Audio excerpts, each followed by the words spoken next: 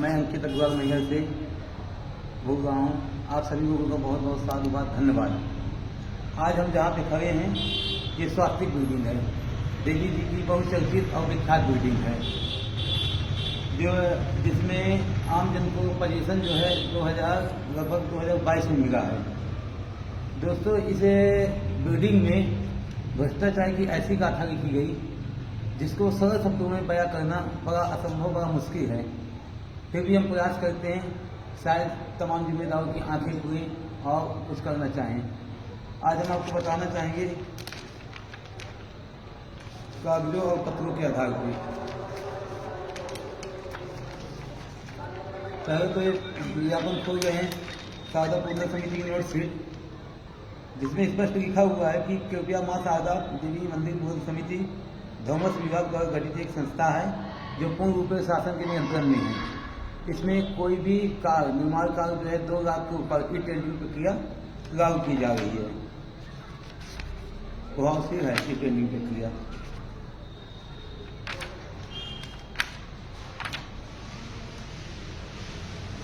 दोस्तों, वहीं आते हैं कि यह स्वास्तिक बिल्डिंग का निर्माण काम जो है लगभग 4 करोड़ 57 लाख इसकी लागत है। अपर ग्राउंड, प्रथम तल, द्वितीय तल मिला के। अब सबसे बड़ा विषय तो ये है कि करोड़ की लागत में बनी यह बिल्डिंग, जब आप समझें कि लगभग 4 करोड़ 57 लाख की लागत में बनी बिल्डिंग जो भ्रष्टाचार में ढह गई। पैसे कमाने की हवस में तमाम जिम्मेदारों ने ऐसा इस बिल्डिंग को धंधा किया जिसकी कोई सीमा नहीं है। इसका नाम तो स्वास्तिक है, परंतु इसको पूरी तरह नास्तिक कर दिया। आज पूरी बिल्डिंग क्षतिग्रस्त है। आज पूरी बिल्डिंग में कहीं पानी छूटा है, कहीं चिटका हुआ है, कहीं छत दरारों में आ गई, जिसका लगातार हम प्रशासन करते चले आ रहे थे। लेकिन प्रशासन हो कि ध्यान दे, नहीं ध्यान देना। अब इसकी भ्रष्टाचार में अपन आते हैं मुख्य बिंदु पे। तो स्वास्तिक बिल्डिंग का निर्माण 4 करोड़ 57 लाख में हुआ। परिहार डिजाइन द्वारा इसका डिजाइन किया गया। इसमें जो है पूर्ण रूप जो है शारदा पूर्ण समिति के उपयंत्री शैलेंद्र बहादुर सिंह और श्री पटेल की निगरानी में निर्माण कार्य संपन्न हुआ।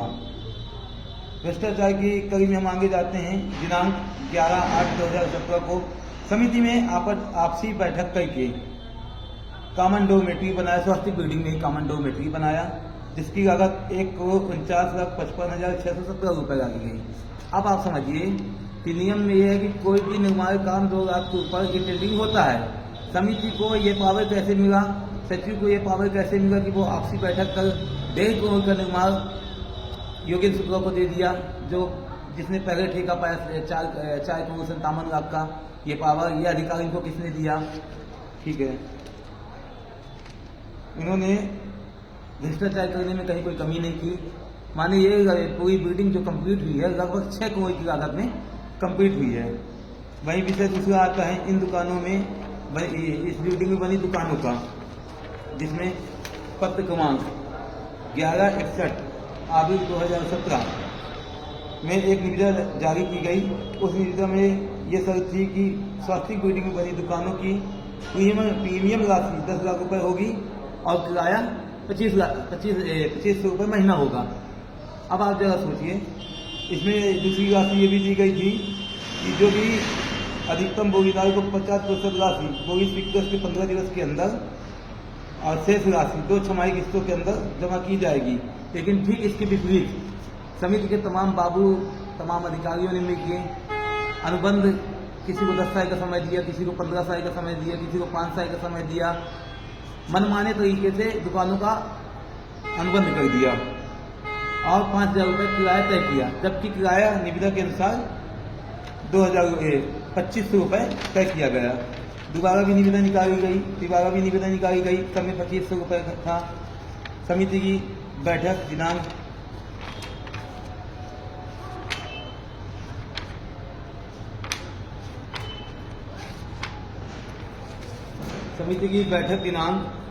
18/11/2017 को यह तय किया गया कारण नंबर 4 में कि प्रस्ताव में विशेष चर्चा की गई। दुकानों की निगरानी प्रक्रिया की जाए। पृथक दुकानों की अमानत राशि 10 लाख रुपए एवं शासकीय बोगी 10 लाख रुपए है एवं मासिक किराया 2500 रुपये निर्धारित किया गया। आप समझिएगा। फिर कागज नंबर 10 में क्या किया गया, प्रस्ताव पर विस्तृत चर्चा की गई स्वास्थ्य कॉम्प्लेक्स की दुकानों में। तो 2 मिनट रोकिए। आगे दोस्तों बताना चाहूंगा कि कागज नंबर 10 बैठक में यह तय किया गया कि प्रस्ताव पर विस्तृत चर्चा की गई। स्वास्थ्य कॉम्प्लेक्स की दुकानों की नीलामी 2 बार कराई गई, जिसमें कुछ दुकानों की द्वितीय बार नीलामी एवं प्रथम बार की अपेक्षा कम आई। तत्संबंध में सर्वसम्मति से निर्णय लिया गया कि जिन दुकानों की नीलामी में द्वितीय बार की अपेक्षा प्रथम बार निविदा राशि अधिक आई है उनको सर्वसम्मति से स्वीकृत किया गया। बात समझिए, 2 बार दुकानों की बोली कराई गई, 2 बार में प्रथम बार ज्यादा निविदा आई, ज्यादा पैसे आए, उनको दुकान दे देने के स्वीकृत किया गया। किंतु ठीक इसके विपरीत जो है, जिसको जो मन पड़ा, जिसकी जितनी नेतागिरी मजबूत थी, जिसका जितना बड़ा रसूख था, उसको दुकान दे दी गई। अब आप देखिए कि जब 2500 रुपये दुकान का किराया हुआ, अनुबंध में इसमें निविदा में प्रस्ताव में यह तय किया गया कि 2500 रुपये किराया, तो आपने 5000 कैसे कर दिया बिना बताए? क्या आप अपने नियम को ही मानने को तैयार नहीं है? अगर आप अपने नियम मान रहे हैं तो 2500 में अनुबंध क्यों नहीं कराया? आपने गुप्त तरीके से आपने बैठक करके 5000 किराया कर दिया। क्योंकि दुकानदारों ने इसलिए दुकान कराया क्योंकि आपने उसको औने पौने दाम में दुकान दे दिया। तमाम दुकान औने पौने दाम में गई, कचरे की भांति गई। अगर नियमबद्ध तरीके से दुकान में आप दिए होते तो कोई 5000 में अनुबंध न कराता। आपने दबाव बना के, हमारा आरोप है कि आपने गलत तरीके से 5000 रुपये के मासिक किराए के आधार पर आपने अनुबंध कराया, अनुबंध में मनचाहा समय दिया। ये तमाम बिंदुओं को देखते हुए स्वास्थ्य बिल्डिंग की तमाम दुकानों निरस्त किए जाने योग्य है और निरस्त की जानी चाहिए, क्योंकि कहीं पर भी स्वास्थ्य बिल्डिंग में एक भी नियम का पालन नहीं किया, चाहे स्वास्थ्य बिल्डिंग को बनाने में हो, चाहे स्वास्थ्य बिल्डिंग की दुकानों का आवंटन हो, चाहे अनुबंध हो, चाहे मासिक किराया हो। अभी हाल में एक विषय सामने आया कि 5000 से 7500 कर दिए, 50% आप मनमाना किराया बढ़ा दिए। आप देवी जी में अपना जंगल राज बना के चल रहे हैं। शुरू में आपने निविदा में कुछ और दिया, प्रस्ताव में कुछ और दिया, अनुबंध कुछ और करा रहे। क्या माना जाए? आप अपने नियम को पालन करने में सक्षम नहीं है, आप अपने नियम को नहीं मानते हैं। आखिर ऐसा क्यों? ठीक है, अब जब जो है पत्र क्रमांक 71 2014 नोटशीट में जब इन्होंने स्वास्थ्य बिल्डिंग कॉमन डॉर्मेट्री में आपसी बैठक में 1,49,55,617 रुपए में आपसी बैठक में दे दिया, तो सतना कलेक्टर क्या नोट लगाते हैं कि क्या समिति को अनुमोदन की आवश्यकता नहीं होगी?